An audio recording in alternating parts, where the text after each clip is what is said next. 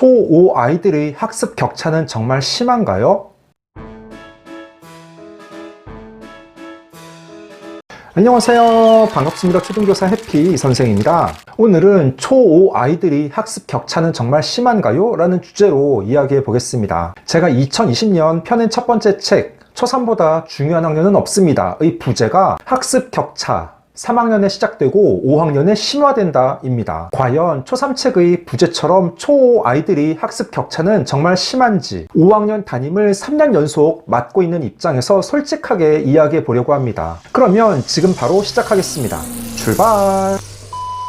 결론부터 바로 말씀드리겠습니다. 초5 아이들의 학습 격차는 정말 심합니다. 초등은 학년 군으로 이루어져 있습니다. 1, 2학년 군, 3, 4학년 군, 5, 6학년 군. 학년 군끼리 배우는 과목이 똑같고 수업 시수도 동일합니다. 저학년 때인 1, 2학년은 학교생활 적응이 우선입니다. 배우는 교과목도 국어, 수학, 통합교과로 3개이고 한글 교육과 기초적인 수리 능력, 덧셈과 뺄셈, 그리고 2학년 2학기 때 배우는 구구단이 중요합니다. 학교에서의 평가는 2학년 때부터 받아쓰기와 담임교사 재량의 수학 단원평가를 보는 정도입니다. 아이들이 초3이 되는 순간 배우는 교과목이 크게 늘어나고 내용도 급격하게 어려워집니다. 초3부터는 국어, 영어, 수학, 사회, 과학 등 주지교과의 단원평가를 자주 보고 그에 따라 아이들이 학습 격차가 나타나기 시작합니다. 그것이 4학년을 지나서 5학년이 되며 계속 쌓이다 보니 학습 격차가 커지는 것입니다. 아이들이 학습 격차가 가장 큰 과목은 단연 수학과 영어입니다. 초등학생들이 수학에서 어려워하는 내용이 나눗셈, 분수, 소수인데 그 내용들이 초3에서 처음 등장하고 학년이 올라가며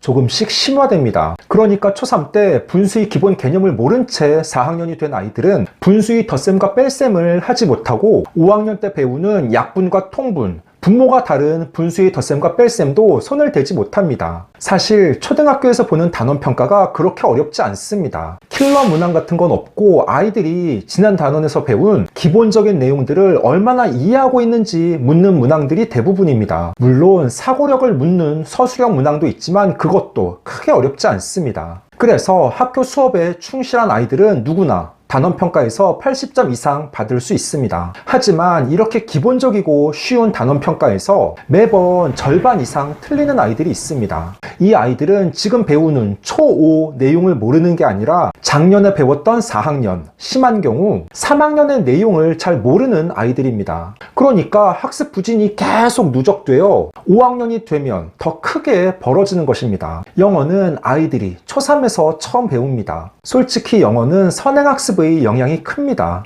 왜냐하면 초등 3, 4학년 때에는 일주일에 2시간, 5, 6학년 때에는 일주일에 3시간 수업을 받는데 다소 부족한 감이 있습니다. 꼭 학원에 다니지 않더라도 2학년 2학기 때에는 초3 영어 교과에 대비하여 가정에서 알파벳과 기본적인 파닉스를 익혀야 합니다. 그렇게 미리 영어를 접한 아이들은 초3이 돼서 영어 수업을 받는데 크게 어려움이 없습니다. 하지만 어떤 아이들은 알파벳도 모른 채 초3에서 영어를 처음 접하는데 3학년 영어 1단원은 바로 자기 소개하기를 배웁니다. 예를 들어 대교 출판의 3학년 1단원은 Hello, I'm 진우이고 YBM 출판의 3학년 1단원 명칭은 Hello, I'm 티보입니다. 알파벳도 잘 모르는 아이가 1단원에서 영어로 자기 소개하기를 배우니 이해하며 따라가기가 어렵습니다. 물론 담임교사 혹은 영어 전담 선생님이 따로 알파벳을 알려주고 평가도 보지만 수업 시수가 적고 수업 진도에 대한 부담과 많은 학급 아이들로 인해 부족한 아이들이 있다는 걸 알지만 불가피하게 넘어가는 경우가 생깁니다. 너무 어려워요.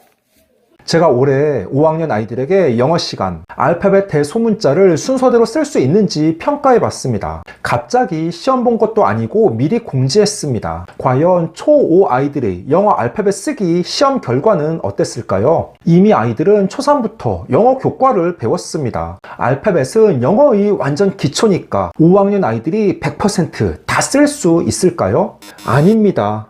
30% 정도의 아이들은 영어 알파벳 대소문자 순서대로 쓰기를 틀렸습니다. N과 N의 순서를 바꾸거나 P와 Q의 소문자를 틀리는 아이들도 있었지만 약 15% 정도의 아이들은 알파벳 대소문자를 대부분 쓰지 못했습니다. 너무 충격적이고 놀라서 수도권에 근무하는 5학년 동료 선생님께 이야기했습니다. 그런데 경기도의 5학년 담임 선생님도 평소 영어는 전담 선생님이 수업하여 크게 신경을 못 썼는데 본인 학급에서 영어 알파벳 쓰기 시험을 보자 순서대로 쓰지 못하는 아이들이 제법 있어서 놀랐다는 이야기를 들었습니다. 하지만 일부 보호자들께서는 문제의 심각성을 인식하지 못하는 경우가 있습니다. 학부모 상담을 하다 보면 어떤 분들은 저는 초등 시기는 아이가 공부보다는 즐겁게 학교 생활을 하는 게 더 중요하다고 생각해요. 공부는 나중에 중학교와 고등학교에 가서 해도 충분하다고 생각합니다. 저도 예전에 그랬거든요. 라고 말씀하십니다. 아닙니다.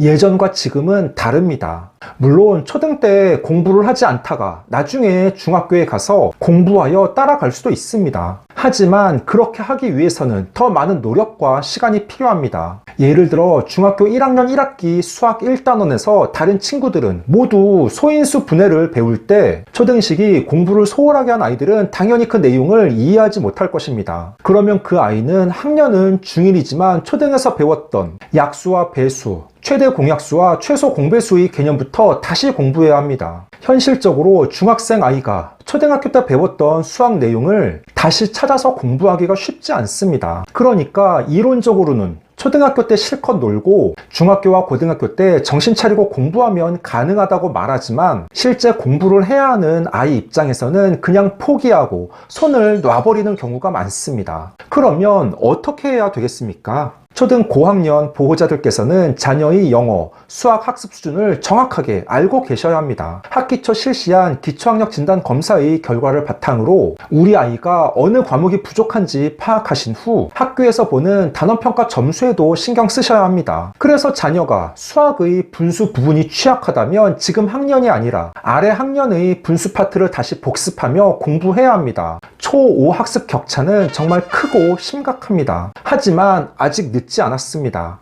에듀넷과 이학스퍼 등을 활용하여 자녀의 수학 실력을 확인해 보시고 부족하다면 그 부분을 보충할 수 있도록 신경 써 주셔야 합니다. 그렇지 않고 중학교에 진학한다면 아이는 더 어려워진 내용과 많은 학습 부담으로 아이의 공부에 손을 놓고 학습된 무기력 상태에 빠질 수 있습니다. 15초 요약!